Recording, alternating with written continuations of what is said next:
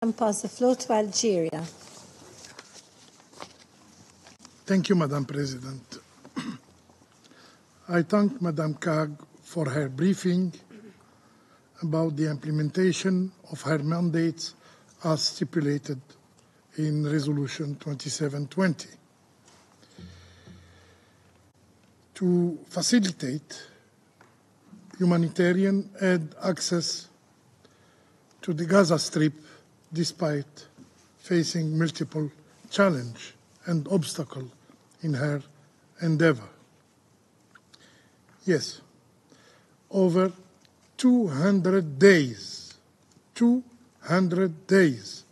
of ongoing aggression against Palestinian people in Gaza, and we are still discussing access to basic needs, basic human needs, such as access to food, water, and sanitation, let alone access to education, housing, and health, which has become a luxury for the entire population in Gaza.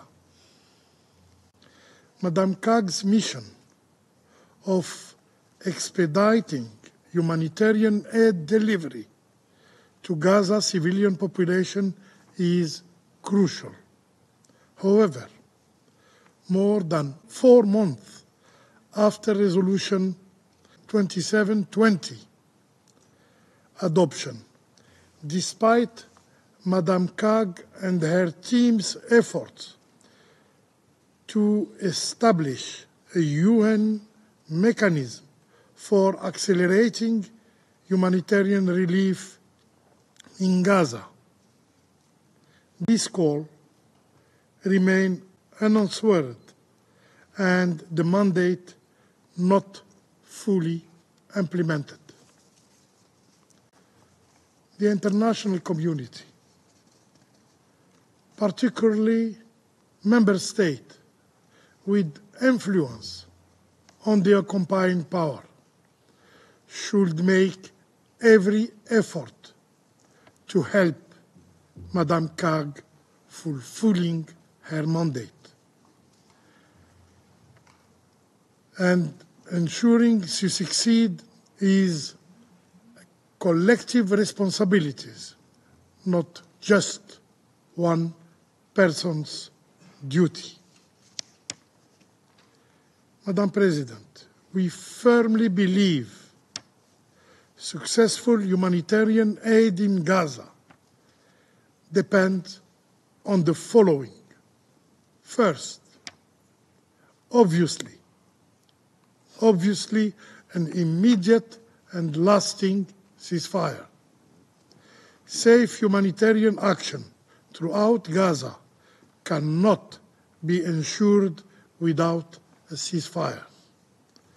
The past 6 months clearly indicated this.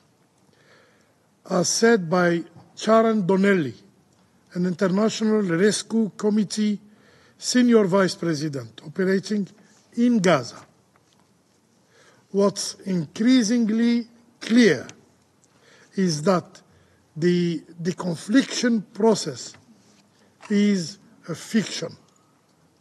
It doesn't provide any guarantees of safety.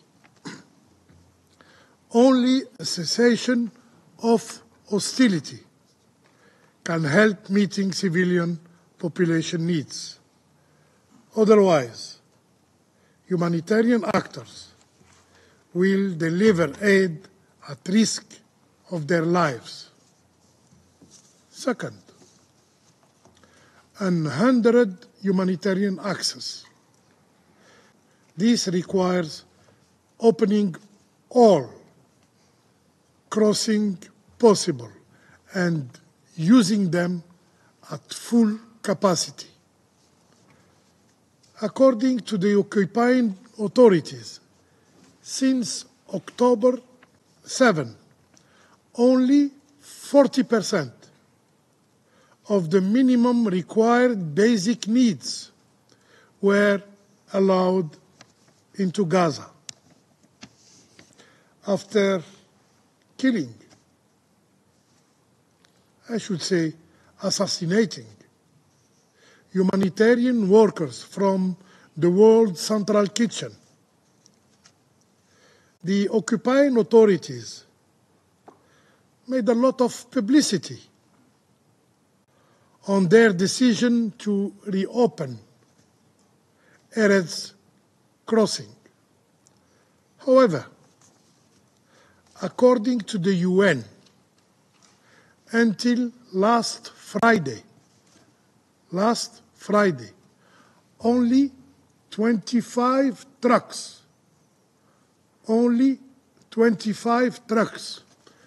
were authorized to use Erez crossing. Yes, 25 trucks.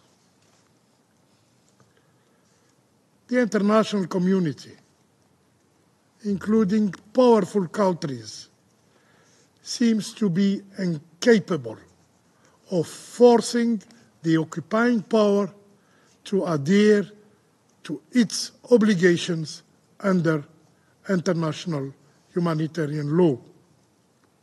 Airdrops, a last resort solution, became the only option, but represent only 0.3 of total aid delivered to Gaza. The maritime corridor was undermined before providing tangible result. Our strong belief is that there is no alternative to land routes. All crossing must be reopened now. Third, UNRWA irreplaceable role. This agency has been and continue to be the backbone of humanitarian delivery in Gaza. It should operate freely, without threat. After Madame Colonna's report, there is no more need to further debate UNRWA's credibility and efficiency. The report stated that UNRWA possesses a more developed approach to neutrality than other similar UN agencies or NGOs entities. And, state again, Israel has yet to provide supporting evidence of its allegation against UNRWA's personnel. As Madame Colonna's report indicated, even those agencies rely on UNRWA that retain its central and irreplaceable role of providing a platform and, in many cases, infrastructure for these specialized activities. UNRWA must be empowered again and allowed to operate across Gaza, including the north, as famine risk looms. Fourth, resuming commercial activities. Resuming commercial activities, no matter how large and efficient humanitarian assistance is imperative, but require two main conditions. First, ending the siege imposed by the occupying authorities. Second, launching a vast cash transfer program to help revive Gaza's local market. Starting such an operation is crucial. Fifth, no ground offensive in Rafah. We warn again against any military action in Rafah. Such an offensive should not be allowed under any circumstances. 1.5 million Palestinians are crammed into Rafah, which has become the humanitarian hub of Gaza. The survival of Gaza's entire population depends on situation on this city. A ground offensive would leave people with no choice but to flee to Egypt. It will not be only a humanitarian catastrophe, but an irreversible breach of peace and security, not just in the region, but beyond. Madam President, Gaza's catastrophic situation is a betrayal for humanity and a test for the international order and our multilateral system. This is not a natural disaster.